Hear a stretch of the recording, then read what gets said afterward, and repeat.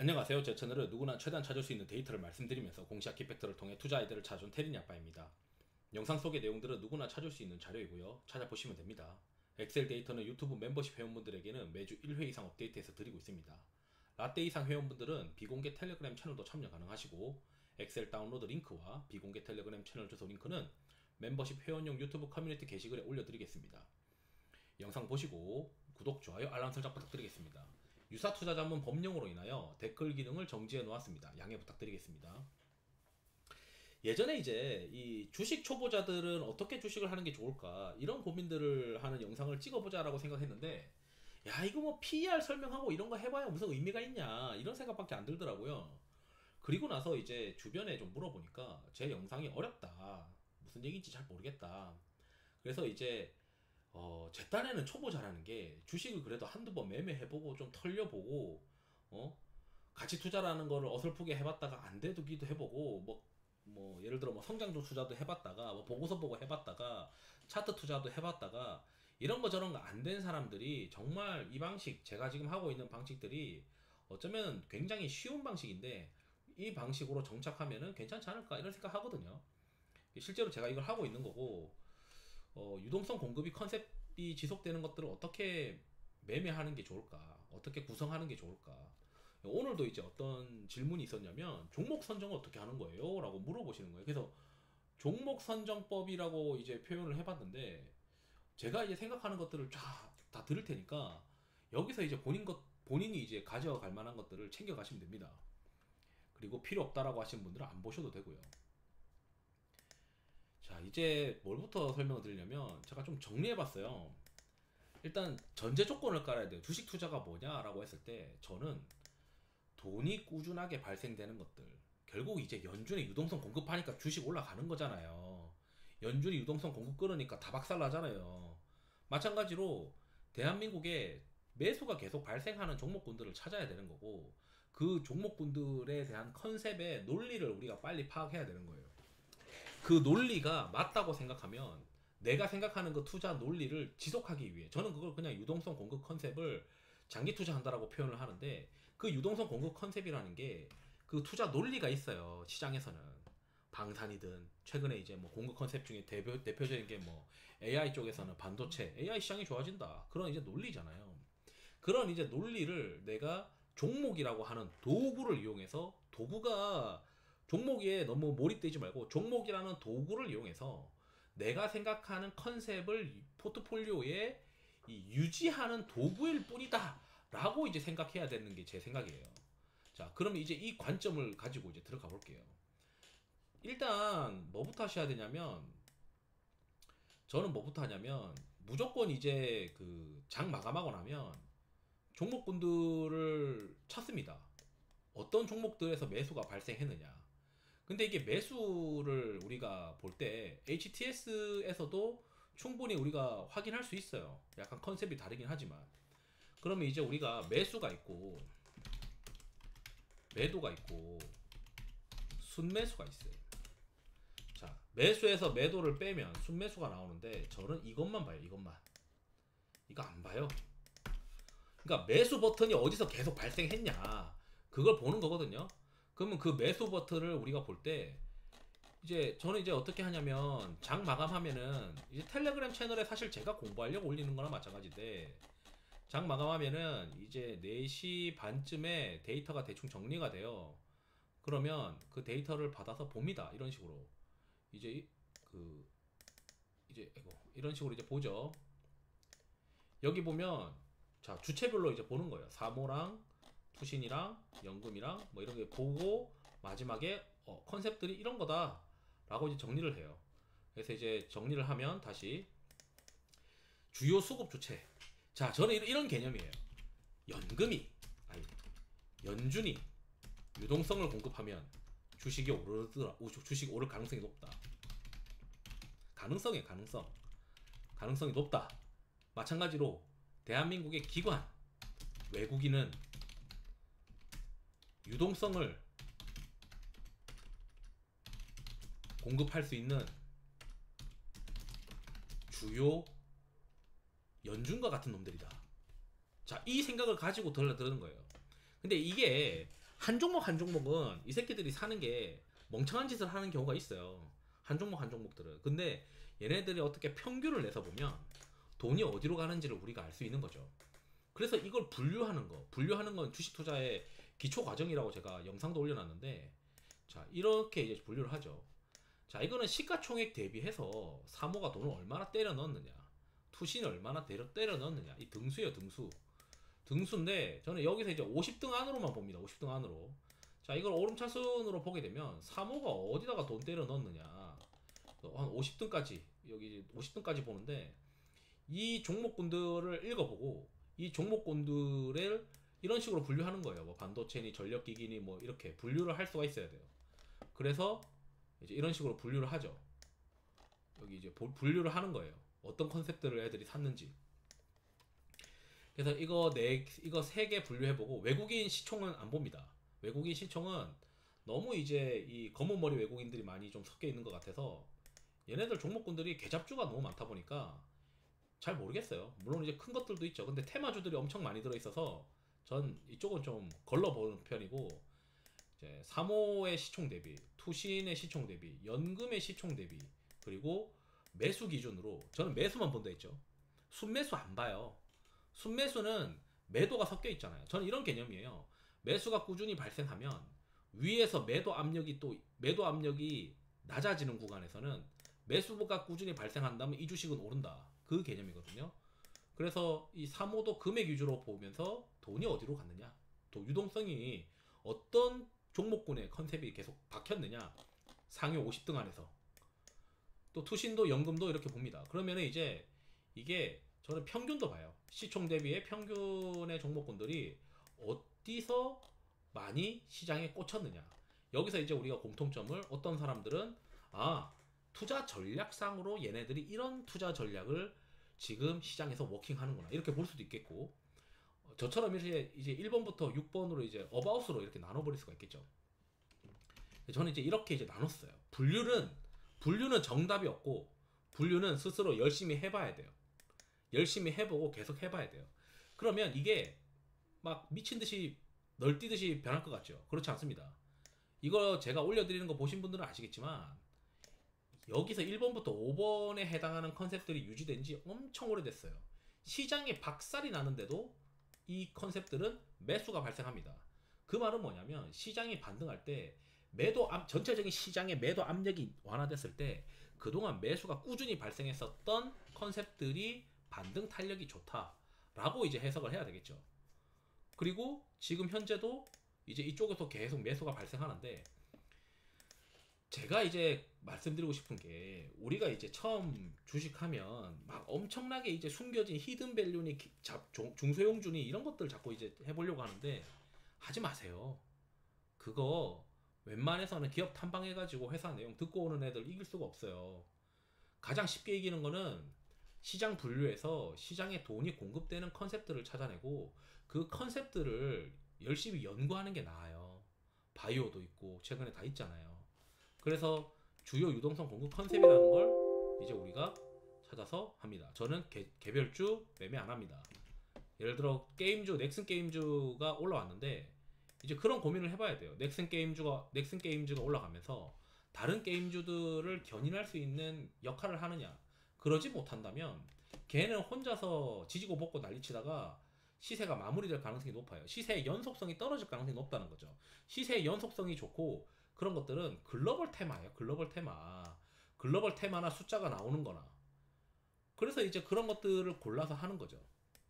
또는 정책이 뒷받침되거나.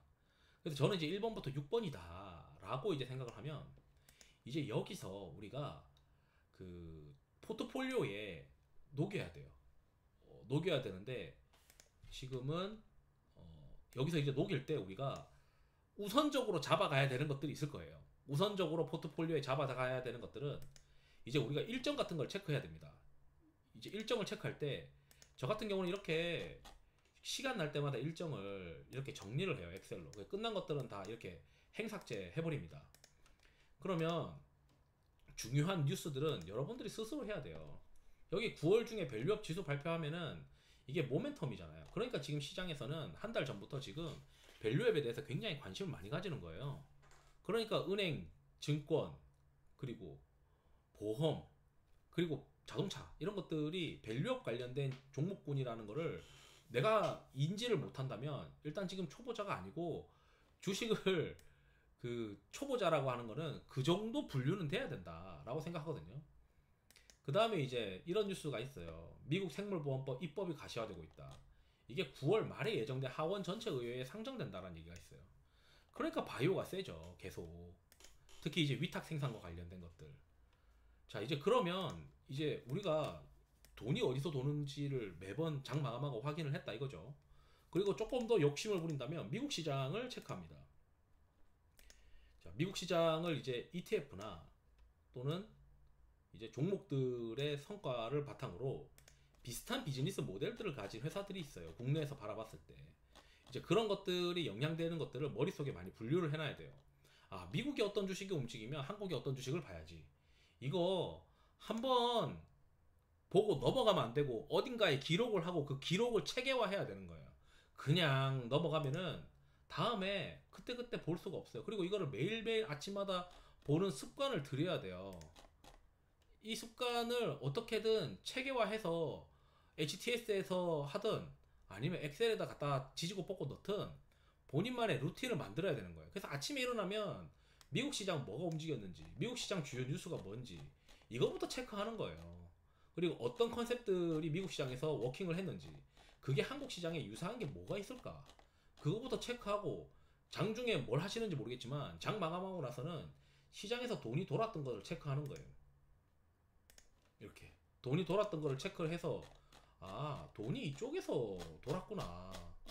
그래서 이제 저는 아침에 딱 일어나면 그냥 이제 무조건 아침에 이제 주요 이 데이터들을, 미국 데이터들을 올려드려요. 심지어 이제 토요일 날 아침에는 이제 또 올려드리죠. 왜냐면 금요일 날 저녁에 미국 시장이 시작됐으니까 미국 시장 끝나고 나면은 어디서 뭐가 움직였는지 어떤 것 대만도 한번 체크를 해보고, 그 다음에 어떤 차트들이 이제 미국 시장에 움직였는지 이런 것들을 이제 체크를 해서 올려서 우리가 고민을 해봐야죠.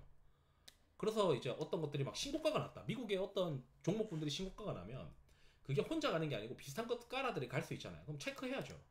그래야 국내에 먹을 게 보이죠, 비슷한 것들이.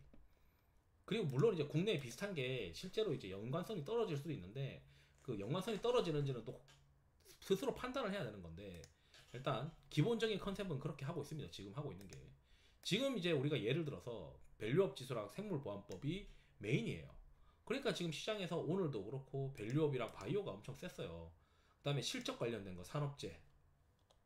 그래서 이제 종목을 선정할 때는 수급이 발생된 종목군들 컨셉을 우리가 찾아서 여기에 이제 1번에 해당하는 거를 내가 한 두 종목을 찾아보겠다, 2번에 해당하는 거는 걸 두 종목 찾아보겠다. 예를 들어 수출을 찾는다고 하면 뭐 지금 이제 우리가 이렇게 수출 데이터도 저는 정리를 하는데, 수출 데이터를 정리를 해서 아, 요새 MOM으로 수출 데이터가 좋은 게 별로 없는데 야, 이거 창상 피복제가 수출 데이터 8월달 엄청 좋네, 그래 TNL 이런 거 막 수출에서 메인이구나, 이렇게 챙겨 놓을 수 있겠죠. 또는 화장품에서 아, 실리콘도 실적 잘 나왔는데 화장품 수출 데이터가 어떻지? 라고 체크하면서 체크할 수도 있겠고, 어쨌든 이렇게 수출이 라면 수출이 어떤지 보고 체크할 수 있겠고, 그래서 뭐 수출 컨셉에서 내가 한 두세 종목 하겠다, AI 쪽에서 반도체랑 전력기기에서 어떤 것들을 내가 고르겠다, 그럼 전력기기 몇 종목 안 되잖아요. 해봐야 뭐 대여섯 종목이잖아요. 웬만한 종목군들이. 그런 것들 중에서 내가 뭘 할까. 그 어떤 사람들이 이렇게 하겠죠. 나는 그냥 밸류에이션 상대적으로 싼 게 편해. 그럼 나는 내가 알고 있는 이 섹터 안에 있는 종목군들 중에서 가장 싼 거 살래. 가장 싼 게 낫지. 뭐 이렇게 할 수도 있고, 저같이 이제 짜릿짜릿하게 빨리 시세를 원하는 사람들은 이제 뭐 여기 보게 되면 이런 식으로 얘기했어요. 수급이 발생된 종목군 중에서, 그러니까 꼭 이제 여기에 해당하지 않아도 돼요. 저는 이제 꼭 여기에 해당하는 거를 사기 위해서 이걸 분류하는 게 아니고, 여기에 있는 것들도 먼저 체크를 하면 좋겠지만 저는 여기에 해당하는 컨셉들이 비슷한 다른 종목에서도 발생할 것이다 라는 가정을 깔고 해요. 그래서 이제 보고서도 읽어보고 하면서 이 실적 가치성이 좀 있는 것들 위주로 이제 체크를 하는 거죠. 만약에 보고서에서 실적 가치성이 있는 걸 한다면, 바이오에서는 모멘텀 일정을 이런 것들을 체크를 하고, 그리고 이제 포트폴리오에 이제 이 컨셉들을 녹입니다. 이 컨셉들을 이제 녹이는데 비중은 시계열의 어떤 일정 같은 거를 좀 활용을 하죠. 예를 들어 지금은 밸류업이랑 생물보안법이 당장 이제 9월 달에 닥친 모멘텀이고, 뭐 빠르게는 민주당 전당대회가 있는데 어차피 정책, 미국 정책에서 가장 핵심에서 겹치는 거는 바이오잖아요. 게다가 9월 말에 생물보안법 이슈 있고 9월에는 밸류업 지수 관련된 걸 하게 되면은 관련해서 이제 수급이 쏠릴 수 있는 어떤 모멘텀들이 있잖아요. 돈이 어디로 갈 수 있느냐를 고민하는 일정 같은 거를 체크를 해서 하는데, 일정은 스스로 정리해야 된다라고 말씀드렸어요. 그리고 이제 비중을 선정할 때는 그런 일정이 있는 것들을 먼저 좀 더 묵직하게 실어 놓는 것도 방법이겠죠. 그리고 일정이 소화되면서 비중을 낮추는 거죠. 그리고 업종이나 종목상 저는 약간 빈집을 선호하는데, 이 빈집을 할 때는 저는 이제 뭐 이런 거를 참고합니다. 그래서 뭐 최근에 삼성전자가 많이 이제 꽉 찼어요. 그냥 제가 만든 거예요. 이런 것들을 가지고 사람마다 이제 여러 가지 지표가 있겠죠. 저는 이제 아주 삼성전자는 내가 봤을 때는 빈집이 아니다, 수급이 좀 꽉 찼다. 그러면 이제 수급이 안 찬 걸로 바꾸는 거죠. 반도체에서는 수급이 안 찼고 뭐 모멘텀이 좀 있어 보이고 컨센이 상향하는 건 뭘까? 그러면 이제 이렇게 이제 컨센 상향하는 것도 있을 거 아니에요. 그럼 이 중에서 종목별로 좀 나래비를 세워서 봤을 때 유동성 공급 컨셉이랑 겹치는 종목군 중에서 어떤 게 좋을까? 최근에 이제 그 예를 들어 컨센을 2025년도로 내림차선 해봅시다. 컨센서스가 상향된 거예요. 그 중에서 유동성 공급된 컨셉 중에서 건강관리, 바이오 중에 메디톡스가 지금 최상위권이에요. 그럼 이건 공부를 해놔야죠. 그럼 이거 중에서 이걸 넣을까? 라고 하는데, 그럼 메디톡스가 이게 좋긴 한데 좀 꽉 찼네. 그러면 대안이 될 수 있는 휴젤은 어떻지? 휴젤이 빈집이구나 나름. 그럼 난 휴젤로 하겠어. 전 이런 의사결정을 하는 사람이에요. 그거를 이제 유동성 공급 컨셉을 다 녹여요. 그러니까 저는 이제 어찌 보면 되게 얄미운 투자죠. 시장에서 좋다고 하는 거 다 들고 있는 컨셉이에요. 뭐 하나에 꽂혀가지고 원툴형 인간이 되고 싶지 않다고요. 이걸 다 골고루 들고 있는 거예요, 그냥. 그리고 이 안에서 상대적으로 빈집으로 자꾸 갈아타는 거예요. 밸류업도 보면 이제 주말에 뭐라고 했냐면, 지난주 이번 주 주말에 일요일날 월요일날이구나. 월요일날 제가 텔레그램 좀 보여드리려고 하는데 뭐라고 했냐면, 저 빈집으로 좀 갈 건데 금융 보니까 금융을 보니까 메리츠랑 KB금융을 저는 날려버리고 신한지주 늘리고 우리금융이랑 하나금융으로 오전부터 세팅하려고 싶어가지고 저 다소 빈집으로 갈 거예요. 어차피 금융 좋아하는데 그 안에서 좀 더 빈집으로 갈 거고, DB손해보험도 빈집이라서 이쪽으로 갈게요 라고 이제 이야기를 했어요. 그리고 메디톡스도 똑같이 휴젤로 갈아탈 거예요. 휴젤 모멘텀 보니까 그렇게 뭐 메디톡스 대비해서 짜친 것 같지도 않은데요, 뭐 이런 얘기거든요. 그리고 이제 여기서도 이제 쭉 보면서 컨센서스 보니까 돈이 이제 유동성 공급 컨셉이 도는데, 그 컨셉 중에서 조선도 이제 보는 거죠. 조선도 어디 쪽으로 가느냐. 그럼 그쪽 애들이 수급 강도가 어떻게 될까? 한국조선해양 이런 것들도 보게 되면 최근에 이제 바닥에서 돌기 시작했단 말이에요. 현대미포도 그렇고, 그다음에 삼성중공업은 이미 돌았었고. 그래서 나는 수급상으로 과매도가 좀 해소되는 그런 것들이 좋다. 그래서 이제 조선도 그런 얘기 하는 거예요. 조선도 봐라, 지금은 삼중이 좀 좋아 보였었는데 현미포랑 한국조선해양으로 확장할 거다. 그러니까 조선은 종목수를 확장한다는 거죠. 그렇게 이제 의사결정합니다. 그러니까 남이 의사결정 어떻게 하는지를 봐야 이제 본인이 이제 움직일 수 있어요. 저도 이제 옆에 이제 사수 매니저가 예전에 할 때 의사결정하는 걸 보고 거기서 내가 배울 게 뭘까? 어차피 왜 샀는지 알려주지도 않는데 그 포트폴리오를 보고 이 포트폴리오를 유추하는 거죠. 이 사람의 성격이랑 이 사람이 매매 그 포트폴리오를 구성하게 된 그런 요인들을. 그리고 이제 여기서 저는 이것만 들고 있고, 쓸데없는 개잡주, 쓸데없는 뭐 뉴스 나와가지고 따라 사는 거, 여기 이외에 무슨 뭐 개잡주들 보고서 나오는 거, 그거 그냥 안 봅니다. 그 볼 시간 낭비라고 생각해요. 돈이 돌지 않는 곳에 종목군을 사봐야 의미 없다. 그게 가겠냐? 그런 생각인 거죠. 그래서 시계열 같은 걸 보고 또 이제 8월 말에 CEO 인베스터 데이 현대차 있잖아요. 그런 것들 막 시계열 가지고 이용해서 매수를 집어넣고 가지고 있는다. 그러면서 이제 매도를 하는데 매도는 총 3가지죠. 두 가지로 적었는데 매도 어제도 매도 관련된 얘기 올려드렸는데 수급이 차면 고체 매매하는 거예요. 아까 좀 전에 메디톡스 휴지를 바꾸듯이 또는 더 수급이 이제 조금 이제 반등을 했는데 이게 이제 돌면서 더 종목이 매력적인 것 같아.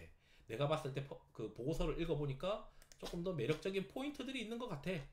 그리고 세 번째는 시장에 리스크 신호가 발생을 하면 나는 신용 절대 안 쓰고 신용은 줄여버리고 현금도 이제 천천히 확보를 할 계획이 있어. 그래서 이제 그 장 마감하고 나서 꼬박꼬박 올려드리는 게 뭐냐면 지금 이제 제가 가지고 있는 리스크 지표들이 이런 건데 사람마다 이제 여러 가지 리스크 지표들을 가지고 있겠죠. 그러면 이제 저는 이제 이게 업종 쏠림이 밑에서 위로 반등하면은 그때는 정말 위험하다.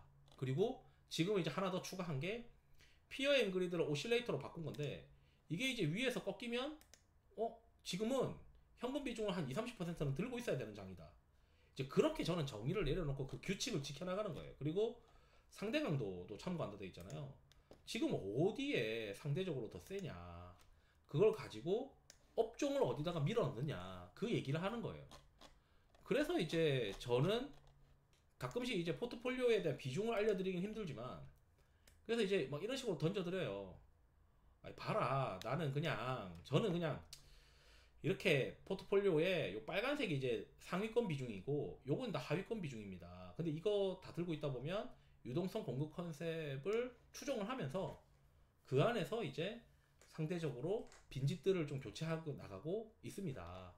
그러니까 결국은 종목 선정이라는 게 여기 이제 유동성 공급 컨셉이 되는 것들을 내가 AI라고 하는 것들에 내가 아는 종목군들을 빨리 머릿속에 채워넣어야 되는 거고 수출이라고 하는 것 중에서 수출이 호전된 것들을 내가 빨리 찾아낼 수 있어야 되는 거고 대한민국의 밸류업으로서 수혜받을 수 있는 종목군들을 빨리 찾아내고 그 안에서 내가 매수를 어떻게 가져갈 건지를 생각을 해야 되는 거고 뭐 자동차는 어떤 이벤트가 있고 금융은 어떤 이벤트가 있고 이런 것들을 좀 챙겨놔야겠죠. 그다음 바이오에서는 생물보안법이 뭐 지금 최근에 이제 이슈고 상반기에는 이제 다른 이제 알테오제나 이런 것들이 이슈였잖아요. 그래 그런 관련된 것들을 잘 분류해서 바스켓으로 가져가요. 전 바이오는. 그리고 이제 산업재도 뭐 최근에 이제 방산이 또 9월달에 현대로템 그 폴란드 2차 계약 이슈가 있잖아요. 그래 조선은 계속 그 수주 잔고가 올라가면서 이제 실적도 좋아지고 최근에 그 다음에 건설은 내수에서 아파트 가격이나 이런 게 수도권에서 계속 올라가니까 거기에 해소되는 것들도 있는 거고 그 다음에 기계업도 같이 이제 조선이랑 연관돼서 가고 있고 대왕고래는 올해 이제 한국가스공사가 결국에는 그 정책 관련된 모멘텀들이 지금 있는 거죠.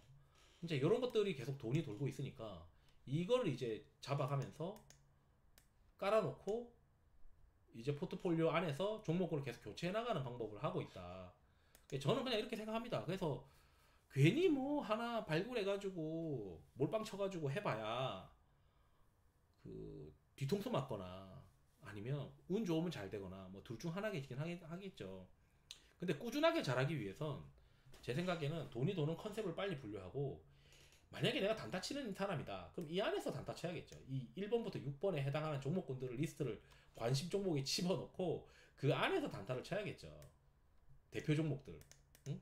대표 종목들만 골라놓고 그것만 보고 단타 쳐야지 돈이 안 도는데 가가지고 주식 사봐야 빠져나오기도 못해요. 저는 그렇게 생각하는 거죠. 그래서 이제 이게 뭐 도움이 될지 안 될지 모르겠는데 뭐 PER도 모르고 PBR도 모르는 사람한테는 이게 아무 도움이 안 될 것이고 그냥 뭐 이것저것 투자해봤는데 내가 맞는 방법을 찾지 못했던 사람이다 라고 생각하면 한번 그리고 저는 굉장히 성격이 급하거든요. 저처럼 성격이 급한 사람이면 이걸 꾸준히 유지하고 그러면은 이거 시장이 막 지수가 막 위아래로 흔들 때는 어떻게 유지하나요? 항상 이제 이게 매도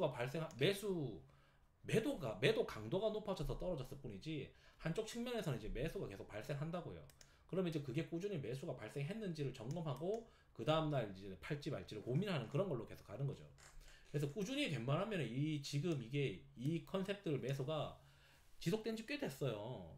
그러면 새로운 게 또 들어오면 그 새로운 게 굉장히 가능성이 있는지를 빨리빨리 공부해야겠죠. 그래서 항상 컨셉들을 잘 분류를 하고 그 분류된 컨셉들을 내가 포트폴리오에 유지하는데 다른 데이터들은 내가 이거 포트폴리오에 유지하는 거를 어떻게 하면은 좀 더 효과적으로 할까? 내가 좋아하는 게 아니지. 시장에서 좋아하는 1번부터 6번, 지금까지는 이게 바뀔 수도 있어요. 1번부터 6번에 해당하는 컨셉이 내가 포트폴리오에 유지하기 위해서 어떤 종목들을 도구로 활용할 것이냐. 저는 이제 얼마 전에 바이오에서 메디톡스가 마음에 들어서 메디톡스 같은 거를 이제 넣었다가 메디톡스가 이제 과열됐으면 휴젤로 갈아 끼우고, 조선 화장품에서도 최근에 화장품 안 좋다고 꽤 쌩 난리를 쳤으면 유동성 공급 컨셉에 들어가니까 이게 실리콘2가 더 올라가서 과열권으로 들어가면 팔고, 다시 과매도권으로 들어가면은 조금 더 과매도권 중에서 괜찮은 것들, 지금같이 이제 화장품 같은 경우는 한번 충격을 먹었고 상대 강도에서도 상위권이 아니니까 이런 것들은 뭐 이제 그렇게 하겠죠. 왜냐하면 대표주만 하겠죠. 한국콜마도 지금 과매도권에 있고, 코스맥스는 할 수가 없죠. 왜냐면 코스맥스는 그 충당금이 어떻게 되고 막 판단비 쪽에서 예측하기 힘든 것들이 있잖아요. 그게 마찬가지인 게 아모레 퍼시픽도 마찬가지고. 그러니까 그런 것들은 여기에 아무리 과매도라고 해도 이 과매도가 해소될 때 주가가 시원하게 못 가니까 할 수가 없는 거죠. 이제 이런 식으로 이제 해서 여기에 이제 시가총액 상위 종목군들 이제 컨트롤 C 컨트롤 V 하면서 좀 보는 거죠. 내러티브 있는 반도체 장비회사 이런 것들은 이제 지금 과열권이구나, 추격 못 하겠네, 이렇게 이제 해석하는 거죠. 클래시스 올해 연말에 미국으로 진출한다던데 이제 보는 거죠. 좀 떨어질 만한 요인이 있냐, 이거 조금 더 기다렸다가 사야겠네, 그렇게 이제 보는 거예요. 그래서 회사의 내용을 이제 모멘텀이 있는 기업이고, 이게 충분히, 저는 이제 생각이 다른 게 이 붉은색이 위로 반등할 수 있는 기업이냐 아니냐 그것만 봐요. 그래서 이게 붉은색이 과열권으로 갈 수 있는 기업이면 과매도권에서 매수를 해서 가는데, 그 종목 하나하나 몰빵하는 게 아니고 반드시 유동성 공급 컨셉 안에서만 매매하는 거죠. 그래서 컨센서스 상향이든 뭐든 유동성 공급 컨셉 안에서만 보는 거예요. 여기 컨센서스 상향하는데 제가 2차 전지를 보겠어요? 안 보지? 주력 컨셉이 아닌데 이거 안 본다고요. 첨보 이런 거, 사막 콘덴서 이런 것도 안 본다고요. 그러니까 IT 하드웨어 이런 것들도 애플이 들락날락 하긴 하는데 잘 안 본다고요. 이런 거 컨셉 안만 올려봐야 시큰둥하다고요. 제가 거의 무시한다고요.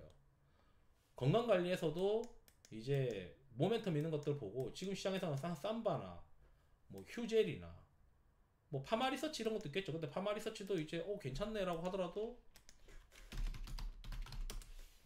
아니 그래 너네 많이 먹어라, 나 이거 빠지면 살게, 그냥 기다린다고요. 저는 사람마다 투자 방법이 다른 건데, 남의 투자 방법이 어떻게 하는지를 봐야, 그냥 맨날 뭐 차트 짝대기 긋고 주먹구구식으로 해봐야 답이 없으니까, 저는 그게 답이 없다고 생각하니까 이 짓을 하고 있는 거예요. 그래서 이제 전력기기도 컨센 올라간 것들 이제 체크해 보는 거죠. 반도체 쪽에서 어떤 게 컨센이 올라가나. 그다음에 유동성 공급 컨셉에서 이제 보험이 있는데, 보험에서도 지금 DB 손해보험만 밸류업 한다고 발표했잖아요. 삼성화재는 밸류업 한다고 발표를 아직 못했고 좀 이연되어 있고, 그러니까 시장에서는 DB 손해보험이 여기 보면 컨센도 올라가는 데다가 DB 손해보험은 또 올해 컨센서스는 또 높게 올라가요. 2024년 이번 분기 서프라이즈도 났고 컨센도 올라가고 있고, 둘 다 지금 서프가 DB보다, 아니 삼성보다 DB가 더 높으니까 어닝 서프 더 많이 났고, 그다음 여기 이제 컨센도 올라가고, 여기 이제 밸류에이션도 지금 훨씬 싸잖아요. 지금 뭐 3.96배라고 돼 있는데 이게 2025년도 기준으로. 그러니까 지금 보험 회사들은 배당 여력이 케바케로 하라고 뭐 이렇게 되어 있으니까, DB 손해비랑 삼성이 가능한데 DB가 밸류도 싸니 시장에서 이쪽으로 몰리나 보죠. 그러니까 같은 까라 중에서 기관 애들이나 왜 양키 애들이 뭘 최선으로 선택할까, 그걸 고민하는 거예요. 그냥 돈이 어디로 몰릴까 그것만 고민하는 거죠. 그게 좋은 주식 발굴하는 게 아닌가? 어차피 미인대회라면서요. 그런 개념으로 보는 거고, 여기 이제 이 컨센 에너지 이런 거 올라와도 잘 안 봐요. 신재생이 만약에 된다라고 하면 이게 잠깐 실적 좋아서 가는 거긴 한데, 여기서 제가 또 체크하는 게 뭐냐면, 아, 그래, 신재생이 그렇게 좋다면 글로벌 풍력 ETF가 움직이겠지. 근데 뭐 이거 상승 추세선을 뚫지 못하고 지금 비실비실 하거든요. 그러면 이게 글로벌로 메인이 될 수 없는 테마예요, 아직까지는. 오히려 방산 이런 것들은 막 신고가로 가니까. 그러니까 미국에서 어떤 게 움직이냐 이런 것들을 크로스 체크하면서 가장 이제 신선한 재고를 내 창고에 뭘로 둘까 그거를 고민하는 거죠. 그러면서 이제 조금 더 신선한 걸로 갈아 끼우는 거죠. 이제 약발 빠진 것들을 이제 팔고 그렇게 이제 뭐 데이터를 보고 고민하고 있는 겁니다. 이게 도움이 되실지 모르겠는데 뭐 어쨌든 도움이 될지 모르겠어요. 사실 이게 제가 쉽게 설명한다고 해도 이게 이 정도인데 어떻게 처음 주식 하시는 분들은 전혀 무슨 말인지 모를 거고 조금 하시는 분들도 조금 했던 분들도 야 씨 이거 저거 데이터 다 언제 관리하냐 이렇게 될 수 있는데 저는 데이터를 다 관리하는 게 습관이 돼 있는 거고 최소한 여기서 가장 중요한 건 뭐냐면 일단 이것만 해도 될 것 같아요. 장 마감해서 매수가 발생한 최상위권 중에서 순매수 말고 매수가 꾸준히 발생한 것들을 잘 분류를 해서 시장에서 계속 돈이 도는 컨셉을 추적 관찰한 다음에 그거를 내가 포트폴리오에 넣어 놓고 이 안에서 가장 섹시한 걸 찾아보는 훈련을 해보자. 어차피 이제 기관 투자자들도 예를 들어 뭐 A 컨셉 A 업종이 있다면 그 업종 중에서 최선호 종목을 찾아보자. 그래서 보고서들도 양식이 뭐 반도체 소재 중에서 저는 이게 탑픽입니다. 뭐 이런 식으로 다 보고서를 쓰는 게 그 중에서 탑픽 찾는 연습을 하는 거거든요. 그러니까 뭔가 이제 조금 차이가 나는 부분들을 찾아내는 거예요. 근데 저는 그 차이라고 이제 주장하는 것들이 되게 미련하다 생각해서 바스켓으로 사요. 근데 이제 바스켓으로 사면은 관리하기가 이제 힘들겠죠. 그러면 이제 그 관리하는 툴을 스스로 또 만들어야 되는 거예요. 그냥 주식 이렇게 하고 있는 거예요. 이게 뭐 미국 애들도 그렇게 하고 있겠죠, 비슷하게. 대신 미국 애들 수급이라는 데이터가 잘 없으니까 힘의 세기나 차트나 수익률의 세기를 바탕으로 뭔가 주력 시장 주도 종목을 찾아가지고 그 중에서 이제 그걸 가지고 뭐 차트 플레이를 하든 뭐든 하지 않을까. 그러니까 돈이 도는 데서 잘 찾아가지고 돈이 도는 것을 체크를 하고 매매를 하는데 항상 이제 많이 먹다가도 털리는 이유가 이 시장의 리스크 신호가 문제잖아요. 그래서 이 시장의 리스크 신호를 내가 어떻게 정의를 할 것이냐. 저는 이제 뭐 업종 쏠림, 그 다음에 피어 앤 그리드 오실레이터가 있고 제가 이제 퀀트 테스트 해보니까 코스닥 지수 3일, 5일, 10일 이평선을 모두 이탈하면서 오후장에 모두 이탈한 상황. 이게 이제 1번과 2번이 리스크가 나오면서 3번까지 발생하면 현금을 찾는다. 뭐 이런 이제 규칙을 세워놨죠. 그래서 사람마다 이제 다 자신만의 어떤 규칙을 자꾸 세워놓는 거예요. 그러면 나는 종목을 예를 들어 10개를 하겠어. 그럼 나는 평균 비중은 뭐 10%를 하자. 예를 들어서. 그러면 최대 나는 몇 퍼센트 할 수 있을까? 한 종목 최대 몇 퍼센트로 규칙을 잡을까? 최소는 그리고 처음 내가 살 때 요게 이제 정해져야죠. 10종목이니까. 저는 이제 20종목이면은 5%를 기준으로 위아래로 정해줘야겠죠. 종목당의 매력. 그리고 보면 이제 업종도 마찬가지예요. 업종은 이제 1번부터 6번이니까 업종은 맥시멈은 20으로 잡자. 뭐 이렇게 이제 규칙 딱 세워놔야죠. 그 규칙을 어기면 안 돼요. 그래서 가장 이제 이 주식쟁이들이 망하는 게 아씨 이거 빨리 회복해야 되는데 이러면서 한 종목 몰빵 치거나 에이씨 모르겠다 이거 그냥 다 사버리고 그냥 뭐 계좌 문 닫아버리자. 그렇게 하다 보면 망해요. 10명 중에 9명 망하고 1명만 성공해요. 1명만. 근데 그 한 명도 연속 성공할 가능성은 생각보다 낮아요. 그러면은 그걸 연속 성공하는 사람들은 거의 이제 그 프로급이거나 아니면 쇠복이 엄청나게 있는 사람이거나, 저는 쇠복이 그렇게 많은 사람이 아니에요. 그래서 발버둥 치고 발버둥 치고 발버둥 쳐서 한쪽에 쏠려가지고 배팅하지 말자. 그걸 이제 체계화 해놓은 거고, 어떻게 하면은 그 성공률을 높일까? 그 고민을 하다가 찾아낸 게 이런 방법들이에요. 돈이 도는 데서 놀자. 돈이 도는 데서 더 좋다고 하는 거 다 들고 있자. 그 중에서 빈집 찾아서 빈집 사자.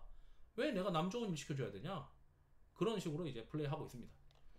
이상으로 영상을 마치도록 하겠습니다. 투자에 도움 되시길 바랍니다. 감사합니다.